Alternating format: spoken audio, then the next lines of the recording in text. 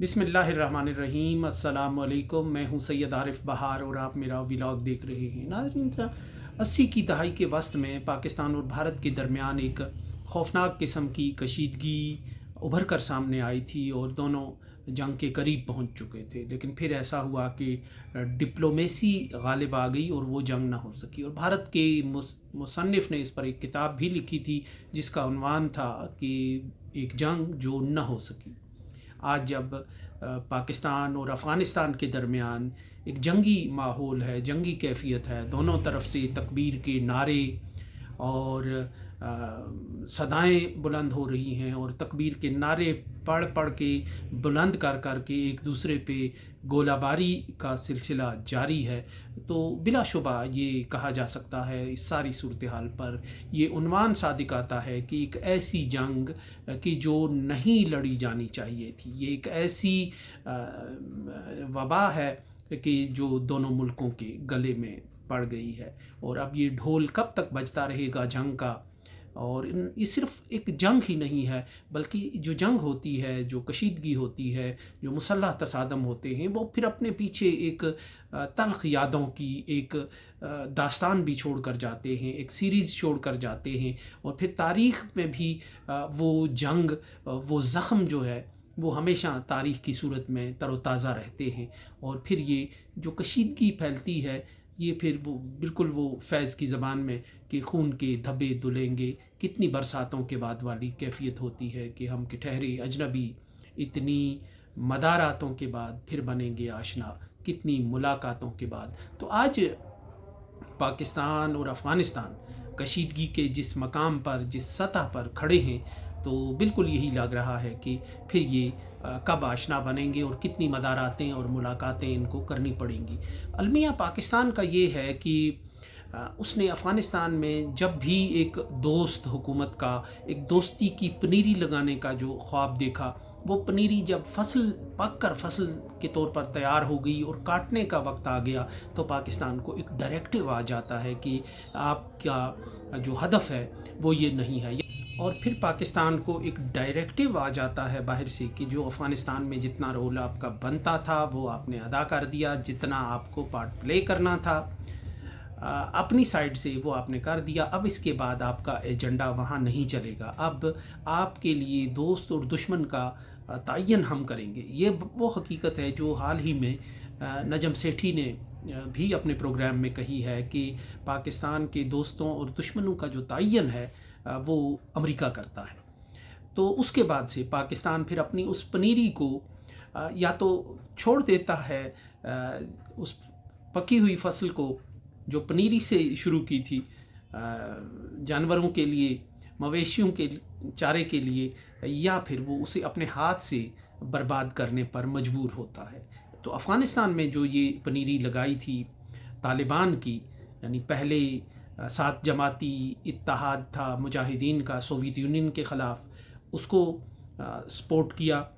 और उसमें भी कोई चहीते थे, यानी जो गुलबदीन हिकमत यार थे वो पाकिस्तान के ज़्यादा करीब थे, उनको पाकिस्तान में मासिस में भी एक सपोर्ट मिल रही थी, सियासी तौर पर भी उनकी बैकिंग थी पाकिस्तान में। तो वो सात जमाती जो इत्तेहाद है, पहले उसकी बैकिंग की, फिर बिलाखिर जब वो सम्राट समेटने का वक्त आ गया कि अफ़गानिस्तान में एक मुस्तहकम हुकूमत उन्हीं कुव्वतों की कायम करने का वक्त आ गया, तो पाकिस्तान के लिए अमेरिका का डायरेक्टिव आ गया कि आप यहाँ अपना काम ख़त्म करके जाएं, हम जा रहे हैं और आप भी यहाँ अपने मकासद को आगे ना बढ़ाएं। तो उसके नतीजे में फिर जो दो बड़ी फोर्सेस थी, यानी बुरहानुद्दीन रब्बानी की जमीयत इस्लामी और गुलबदीन हिकमत यार की हिज़्ब इस्लामी जो पश्तून नुमाइंदा थी पश्तूनों की, तो उनके दरमियान खाना जंगी शुरू हुई और ये फिर बरसों चलती रही। जिसके बाद फिर दोबारा एक नई पनीरी लगाने का ख्याल आ गया इन सब को फारिग करके वो तालिबान की सूरत में। तो उसमें भी फिर पाकिस्तान ने अपना पूरा हिस्सा डाला और तालिबान ने सबसे पहले पश्तून इलाकों से गुलबदीन हिकमत यार का सफाया किया, उनको चहरा सियाब की जो उनकी का हेडक्वार्टर था वहाँ से भागने पर मजबूर किया। लेकिन आगे जाकर पंजशीर वैली में, जहाँ से ताजिक जो एक गलबे का اور جو تاجک کمیونٹی کا ایک گڑھ تھا فوجی لحاظ سے احمد شاہ مسعود کا، وہاں پھر جا کر ان کے قدم رک گئے، تو بالآخر ایک نئی خانہ جنگی کا آغاز ہو گیا۔ پھر ملا عمر پاکستان کے ایک دوست اور اثاثے کے طور پر آئے، پھر ہم پاکستان نے ایک بار پھر یہاں ان کا رول ختم ہو گیا، یہاں ایک بار پھر انہوں نے اپنی جو لاجسٹک سپورٹ فراہم کی امریکہ کو، اور انہوں نے ملا عمر کی حکومت کا خاتمہ کیا۔ پھر وہاں ایک بون کانفرنس کے نتیجے میں ایک نئی حکومت بنی، جس کی حامد کرزئی صدر تھے، لیکن حامد کرزئی کے ساتھ بھی پاکستان کے تعلقات بہتر نہ ہو سکے، اور اسی طرح اس کے بعد جب اشرف غنی آئے تو ان کے ساتھ بھی، وہ پشتون نیشنلسٹ تھے، ان کے ساتھ بھی ان کے تعلقات ٹھیک نہیں ہو سکے۔ یعنی پاکستان کے تعلقات نہ سوویت نواز قوتوں سے ٹھیک رہے ہیں، نہ اینٹی سوویت قوتوں سے ٹھیک رہے ہیں، نہ پرو امریکنز سے یعنی حامد کرزئی اور اشرف غنی سے ٹھیک رہے، نہ اینٹی امریکن طالبان سے، اور بالآخر آج وہ مقام آ گیا ہے کہ پاکستان اپنے اسٹریٹجک جو ایسٹس تھے افغانستان میں ان کے ساتھ لڑائی کر رہا ہے۔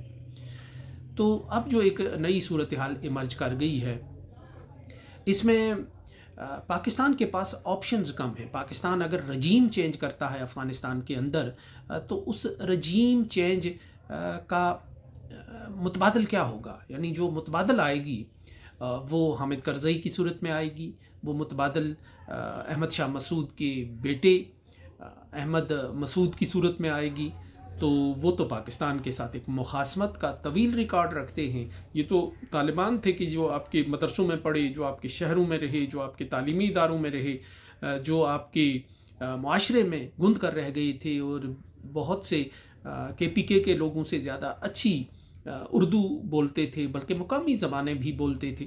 تو یہ تو وہ تھے جو آپ کے مہاجر کیمپوں میں پل بڑھ کر جوان ہوئے تھے، جنہوں نے آنکھ کھولی تھی۔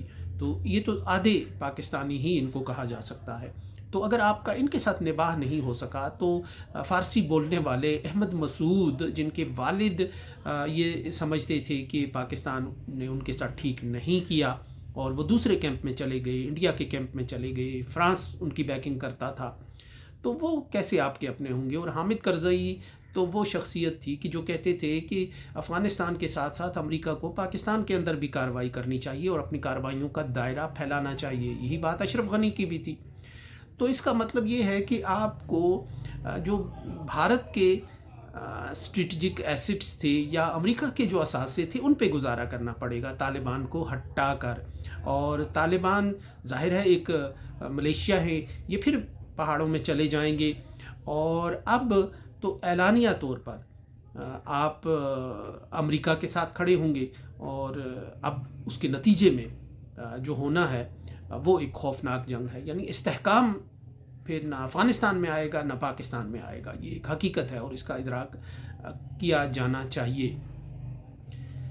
تو اس طرح یہ جو جنگ افغانستان کی ہونے جا رہی ہے یا جس کا آغاز ہو چکا ہے، یہ رجیم چینج پر بھی اگر منتج ہوتی ہے تو کوئی ایسی مشکل نہیں ہے کہ رجیم چینج نہ ہو۔ ممکن ہے امریکہ بھی کسی مرحلے پہ اس آپریشن میں حصہ لے، لیکن رجیم چینج کرنے کے بعد پاکستان کو اس سے کیا ملے گا؟ لگتا تو یہ ہے کہ پاکستان ایک وہ کوئلوں کی دلالی ہی کر رہا ہے اس میں، اور پاکستان کے حصے میں تو یہ گناہ بے لذت ہی ہوگا پاکستان کے لیے، کیونکہ پاکستان کے پاس طالبان سے بیسٹ آپشن تو کوئی نہیں تھا۔ جو بیسٹ آپشن آپ کے پاس کسی دور میں تھے وہ آپ نے خود ضائع کر دیے، مطلب حکمت یار اور ربانی کو لڑا کے آپ نے ان کی قوت کو پارا پارا کر دیا، ختم کر دیا۔ اب حکمت یار محض ایک ضعیف العمر اور ایک پیرانہ سالی کا شکار اور بیمار سیاستدان ہیں، اور اب ان کی اتنی ورتھ بھی نہیں رہی پبلک میں، اور وہ اب وہ آپ کی طرف آنے سے بھی قاصر ہیں۔ مجھے نہیں لگتا کہ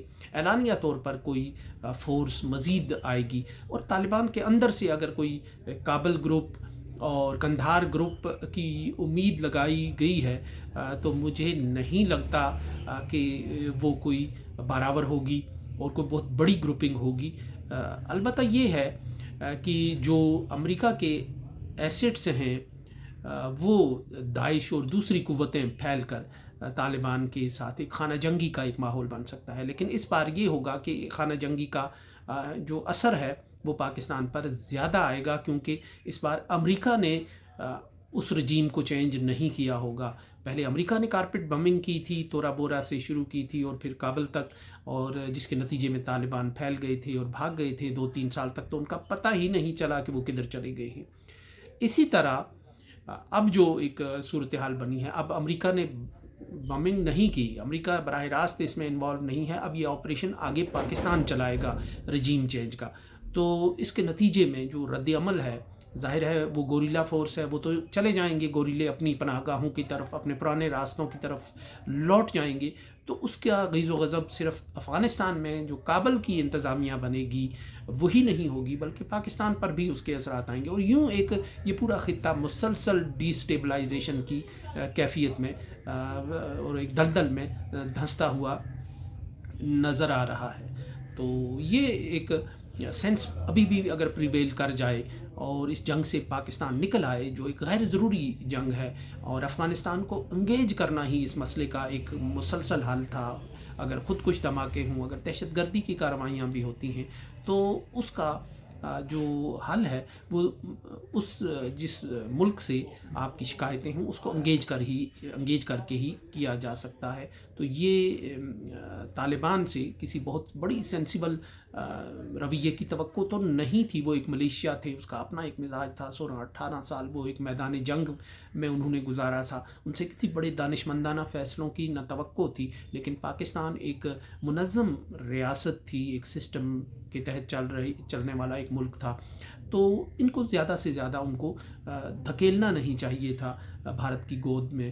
اور یہ وہی طالبان تھے جن کی آمد پر، جن کے کابل ٹیک اوور پر ہندوستان میں صف ماتم بچ گئی تھی، اور وہ اپنا کاٹ کباڑ جو ہے وہ جہازوں میں بھر کر بھاگ نکلے تھے، اور وہ کہہ رہے تھے کہ افغانستان ہمارے ہاتھ سے نکل گیا ہے. لیکن جب پاکستان نے طالبان سے ایک فاصلہ اور دوری اختیار کی تو وہ ایک سپیس پیدا ہو گئی، اور نہ پاکستان سے کسی نے وہاں دورہ کیا، نہ انہیں انگیج کرنے کی کوشش کی، بلکہ پہلے دن سے ہی ایک فاصلہ رکھا. تو اس خلا کو بھارت نے پر کیا، اور بھارت جسے یہی طالبان ڈرانے کے لیے محمود غزنوی کے مزار پر جا کر فاتحہ پڑھنے لگے تھے، وہی بھارت ایک بار پھر وہاں فاتح بن کر داخل ہو رہا ہے. تو طالبان نے غزنوی سے سومناتھ تک کا جو سفر طے کیا، اس میں جہاں طالبان کی ایک رد عمل اور ایک ملیشیائی اور ایک قبائلی سوچ کا دخل ہے، وہاں پاکستان کے حکمرانوں کی پالیسیوں کا بھی اور ان کی باہر کے ڈائریکٹیوز اور ہدایات لینے کا اور ان پر عمل کرنے کا بھی ایک گہرا دخل ہے اس میں. اس کے ساتھ ہی اجازت دیجیے. اللہ نگہبان.